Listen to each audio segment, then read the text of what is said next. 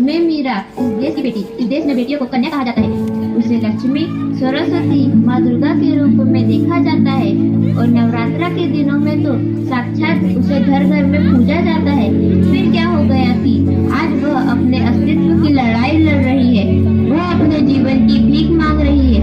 अरे बेटी तो हर घर की शान है, उसी से घर में रोशनी है। बेटी तो घरों को जोड़ती है। तो आइए बेटियों के सम्मान में हम एक नाटक प्रस्तुत करने जा रहे हैं। इसका शीर्षक है बेटी बचाओ बेटी पढ़ाओ। मीरा, ओ मीरा, तुमने मुन्ना को कहीं देखा क्या? पता नहीं सुबह सुबह कहाँ चला गया। अभी उसने कुछ खाया भी नहीं, दूध भी नहीं पिया और स्कूल जाने की तैयारी भी तो करनी है। नहीं माँ, मैंने तो मुन्ना को नहीं देखा। मैं तो सुबह से बर्तन ही धो रही हूँ। माँ, मुझे भी स्कूल जाना है। मुझे पढ़ना लिखना बहुत अच्छा लगता है। मेरा भी दाखिला स्कूल में करा दो ना माँ। ए छोरी, बड़ी है स्कूल जाने वाली, घर के काम काज अच्छे से सीख ले। आगे चलकर यही तेरे काम आने वाले। पढ़ लिख कर कौन सा तुझको कलेक्टर बनना है? जल्दी जल्दी बर्तन साफ कर। माँ जी, मीरा को भी स्कूल में दाखिला दिला दीजिए ना। उसे भी पढ़ना लिखना जरूरी है। तू चुप कर। पढ़ना लिखना ये तो केवल लड़कों का काम है। उन्हें आगे चलकर घर गृहस्थी की जिम्मेदारी जो संभालनी होती है।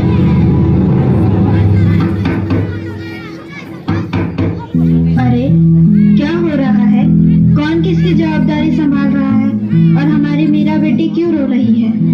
देखिए ना डॉक्टर दीदी, दादी मुझे स्कूल ही जाने नहीं देती।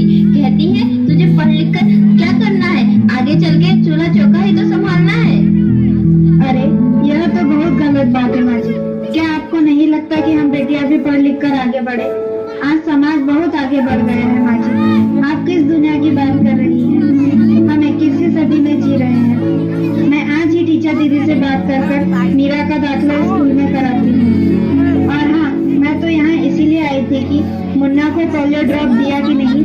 जगह जगह इसके कैंप लगे हैं। अच्छा हुआ बहन जी आप आ गए। अब मुन्ना को पोलियो ड्रॉप भी दे देंगे और मैं इसे स्कूल भी पहुंचा दूंगी। अच्छा मीरा, अब तुम रोना नहीं, तुम जरूर स्कूल जाओगी और एक दिन पढ़ लिख कर मेरी तरह बहुत अच्छी डॉक्टर बनोगी। ठीक है बेटा?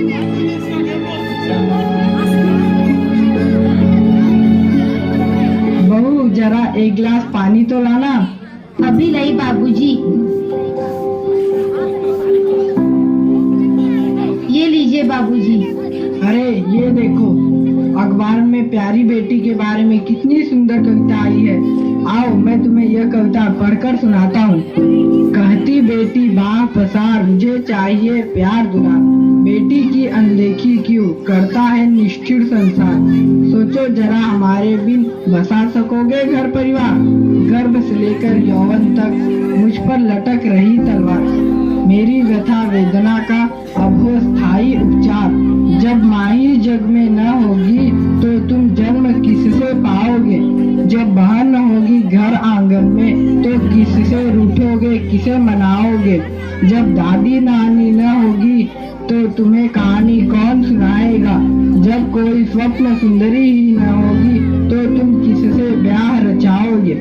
जब घर में बेटी ही न होगी तो तुम किस पर लाड उल्टाओगे। जिस दुनिया में स्त्री ही न होगी उस दुनिया में कैसे रह पाओगे। जब तेरे घर में बहू ही न होगी तो कैसे वंश आगे बढ़ाओगे।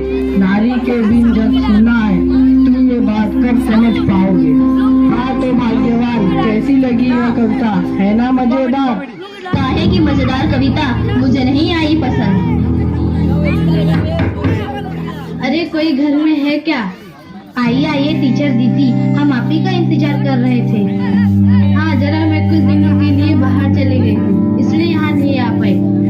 डॉक्टर बहन जी कह रही थी आपने मेरा अभी तक दाखिला नहीं कराया। ये तो बहुत होनहार छात्रा है, हमेशा अच्छे अंक लेकर उत्तीर्ण होती है। हाँ मैं भी तो यही चाहती हूँ कि मेरा स्कूल जाए, खूब पढ़े, और मेरी यहाँ सुनता कौन है। हाँ हाँ खूब पढ़ाओ लड़की को और बाहर भेजो। जब कुछ गलत सलत हो जाएगा ना तो मुंह छुपाने की भी जगह नहीं मिलेगी।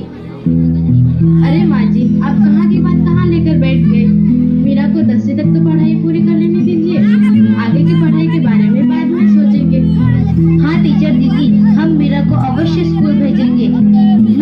पहले जैसा अनपढ़ नहीं रहने दूंगी, उसे खूब पढ़ाऊंगी।